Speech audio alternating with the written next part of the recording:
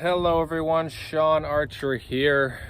It is the 2nd of January.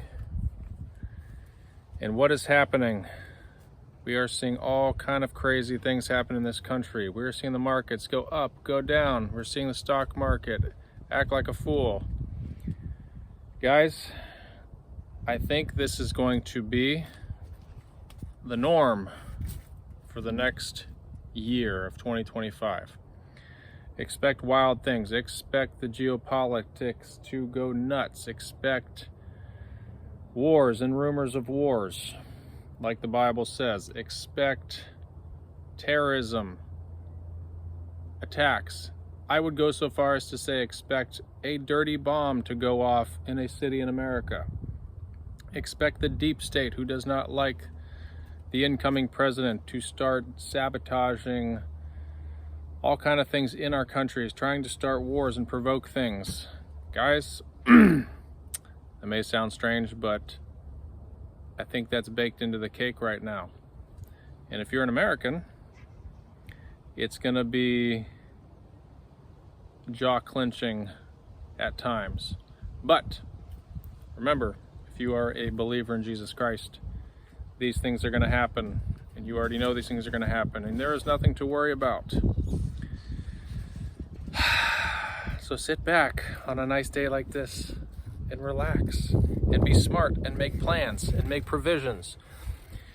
You know, I was talking to my dad. My parents were down here visiting and they just left today. And I remember we were having a conversation a while back talking about being prepared. And my parents were missionaries in Africa for 40 years and they just recently retired. And my dad and I have always had a prepper mindset. Now, we're not jumping on a box of oatmeal and digging a hole somewhere and hiding it and preparing for whatever weird thing is coming. That may happen, but whatever. I find it strange that being a prepper in the mind and in the body and for your family is a derogatory term to some people in this country. They're like, oh, you're one of those preppers. And my dad and I were talking, we're like, what do you think most of the world does that lives one day at a time, one meal at a time? They're all preppers. You know, here in Florida, people become preppers at the last minute before a hurricane comes, and they go and rob the grocery store basically and buy all the toilet paper and bottled water. And the thought in my mind is, why didn't you already have some of that? You know, why, if you live in a place where you think things are going to happen, why are you not thinking ahead prior to that? And guys, when it comes to your life, when it comes to your finances, the economy, the government, in my opinion, you should be thinking, expect the worst situation and hope for the best. And I think that is going to be a good piece of advice going forward. You know, my friends and I were like, you know, why not have a 5-gallon, 10-gallon gas can at all times filled up? You can always use it in your car whenever you think, oh, it's been sitting there for a few months. Go dump it in your vehicle or your lawnmower or whatever it is. Why not have some cash set aside in case banks have a holiday? And I don't know why banks are having holidays, but they must be having more fun than the average person on holidays. Or when the power goes out, or when a storm comes, or you can fill in the blanks. Guys, being a prepper is being a human. The Bible is full of preppers. Joseph was a prepper and he saved his entire people group. So, be a financial prepper. Be a physical prepper. Keep your body prepared. Keep in shape. Eat good things. Stay healthy. These are all ways to prepare, but for some reason, we section things off in our minds and say, oh, they're living out in the woods in a cave, in a bunker. They're super prepared. What a loser. Maybe. And I'm not going that far. But I can tell you, if something unthinkable did happen, you wouldn't think he's a loser, you would think he's a hero, and you may be knocking on his door. I'm of the sort that I keep long-term storage food. Not with me here, but what's the point? I mean, they call it insurance you can eat, right? Your insurance company isn't going to feed you if for some reason the grocery stores went dry all of a sudden. And again, I'm not saying this is going to happen. I don't ever think that's going to happen for a long period of time ever in general. But what I am saying is, don't panic, be prepared, and expect crazy things to happen. And just because you're not living in an area that didn't get hit by a hurricane or some freak storm like North Carolina that went up there and just changed people's lives for generations, I think we've forgotten, guys, that those places like up in North Carolina and Tennessee, those areas, they're not getting rebuilt in our lifetimes to the degree they were. Those communities that washed away are gone. They're not coming back anytime soon. Nobody's building, there's no infrastructure, there's no pipelines, there's no electricity in there, there's no water. There's nothing there. And in one day, that all happened. And I don't live there, you don't live there. You should probably help support those people through different ministries like Samaritan's Purse, which is doing a great job.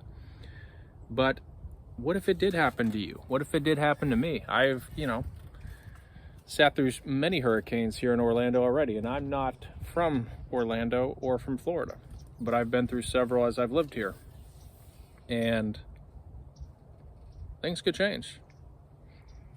I guess that's part of being a human on this planet right now. But, and I would circle all this around and turn this into a more of an eternal talk, but where are you right now eternally? Are you prepared? And I don't mean this in a prepper sense, but I do at the same time. Are you prepared for eternity? Because many of those people in those places, they didn't expect to die. They didn't expect to meet their maker when they went to bed that night. So, have you even given that any thought?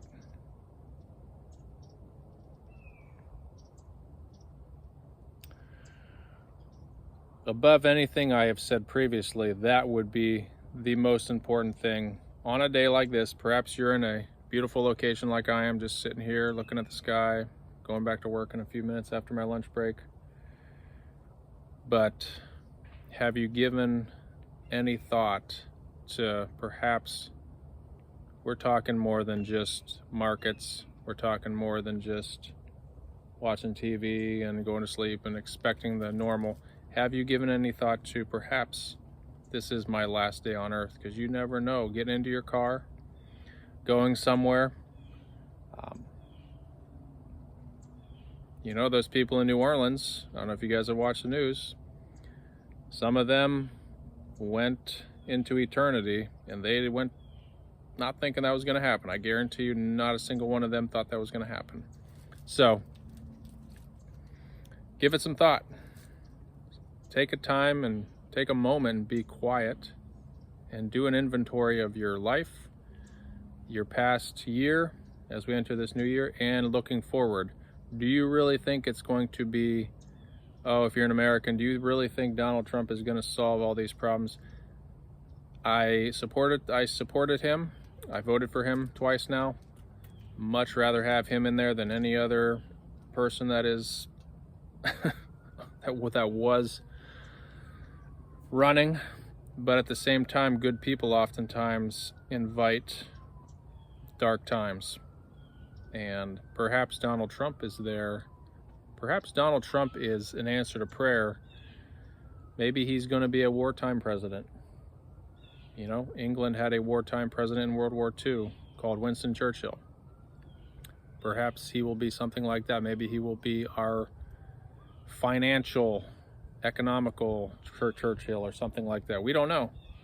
Everyone's just exuberant right now saying, it's going to be great. He's going to solve all the problems.